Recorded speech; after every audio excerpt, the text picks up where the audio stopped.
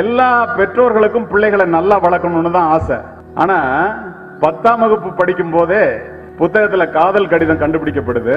12ஆம் வகுப்பு படிக்கிறவன் ஸ்கூல் யூனிஃபார்மோட பேருந்து நிலையத்துல குடிச்சிட்டு கிடக்குறான். பொதுவா சொல்றேன். கல்லூரியில படிக்கிறவன் கழுத்துல இருக்கிற செயின் அறுத்துட்டு கம்பி என்றான்.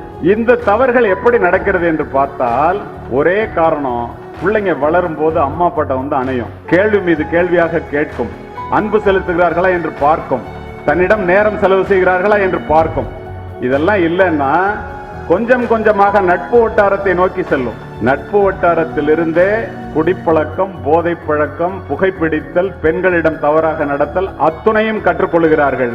அவர்களை அறியாமலே நட்பு வட்டாரத்திற்கு பெற்றோர்களாகிய நீங்கள் ஒரு கொடி படரும் போது பக்கத்திலே பந்தல் போட்டால் அதிலே படரும். பெற்றோர்கள் பந்தலாக இல்லை என்றால் முள் செடி இருந்தால் அதிலே படரும். அதற்கு காரணம் பெற்றோர்களே என்பதை முன்னாள் காவல்துறை அதிகாரியாக பதிவு செய்கின்றேன்.